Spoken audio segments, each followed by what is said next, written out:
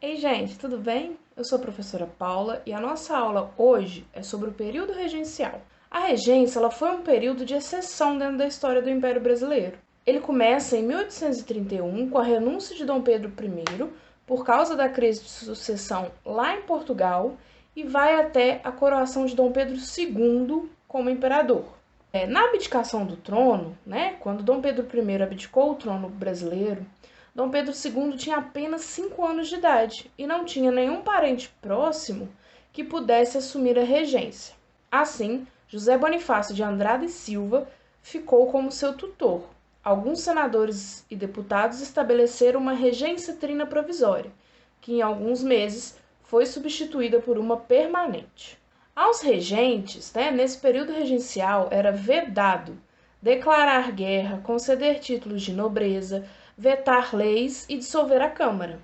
Na prática, isso significa que o Brasil dessa época teria uma Assembleia Legislativa com poder de decisão, mais parecido com o sistema parlamentarista. A política polarizou-se entre os restauradores, que pretendiam trazer de volta Dom Pedro I, os liberais exaltados, que pretendiam acabar com o poder moderador e os outros instrumentos de controle absolutista do imperador, e também dar mais autonomia às províncias.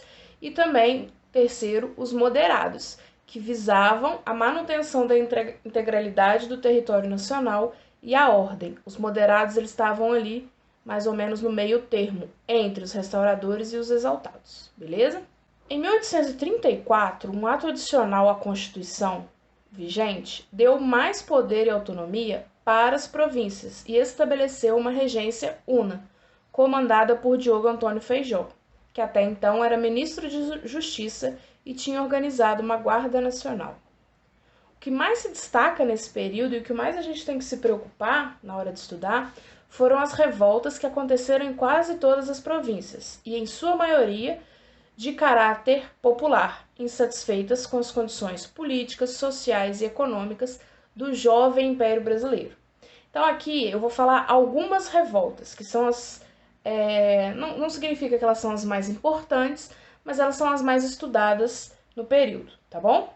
A cabanagem ela aconteceu de 1835 até 1840, na província do Grão-Pará. O movimento foi encabeçado pelas elites locais, que queriam o direito de escolher o presidente da província, mas rapidamente o movimento recebeu participação de índios, mestiços e negros, os cabanos, que eram assim chamados por causa das cabanas em que eles habitavam. Os cabanos rebelaram-se quando um dos seus líderes foi assassinado pelas tropas da província e tomaram a cidade de Belém. Por 10 meses, governaram a cidade e foram espalhando o movimento pelo interior. As dissidências e os desentendimentos no comando do movimento gerou a fragilidade que acabou levando as tropas imperiais a retomar o poder na capital. No interior, uma luta de guerrilha continuou até 1840. É possível que nessa revolta quase 30% da população da província tenha morrido.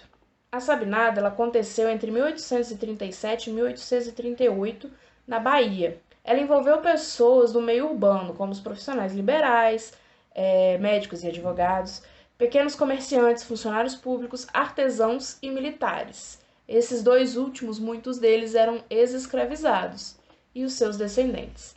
Basicamente, a revolta foi contra a centralização promovida pelo regente Araújo Lima. Francisco Sabino foi o líder que começou a revolta no Forte de São Pedro.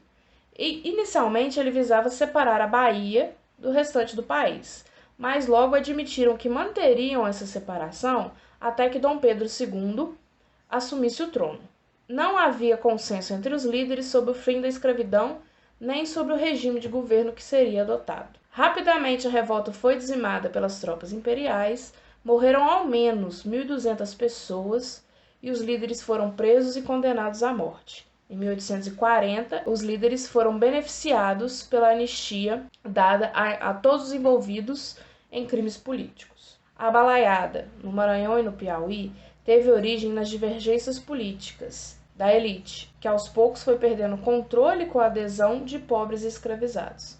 Insatisfeitos com a crise econômica e as condições de vida da população menos favorecidas, como vaqueiros, pequenos agricultores e artesãos, eles foram aderindo ao movimento. Contra o recrutamento forçado pelo Império, pois vaqueiros e agricultores eram os que mais sofriam com esse recrutamento.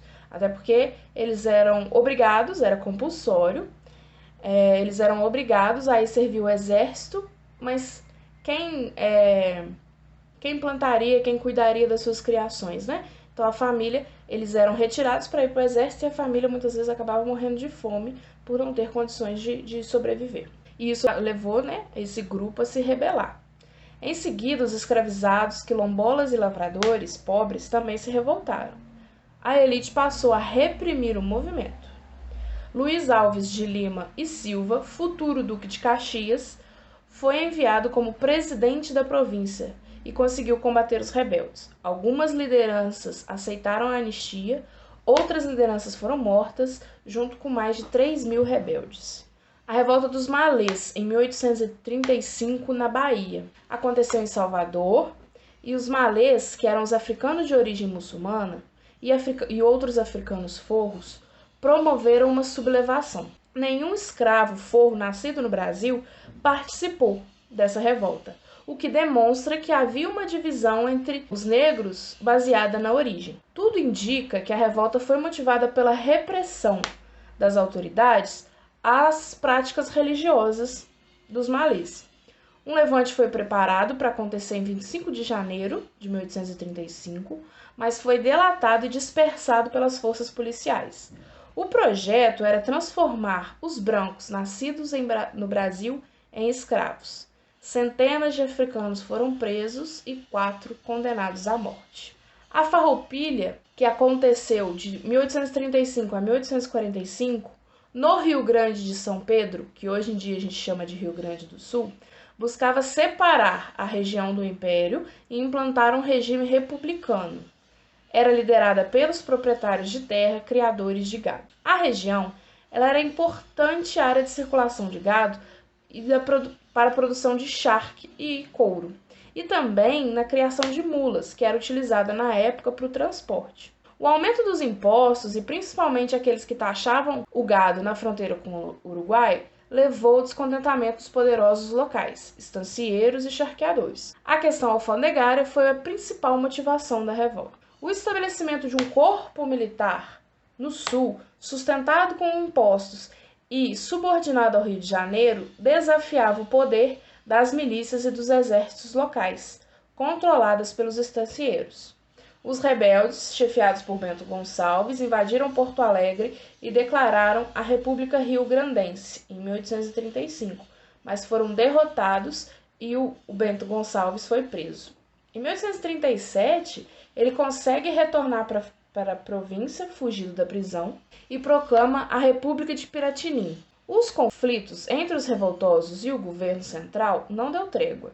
Outros nomes foram se associando à revolta, como Davi Canabarro e o Giuseppe e Anita Garibaldi. Avançaram aí a revolução para Santa Catarina e proclamaram lá a República Juliana, que pouco depois foi retomada pelo governo imperial. Com dissidências entre seus líderes, a revolta se enfraqueceu.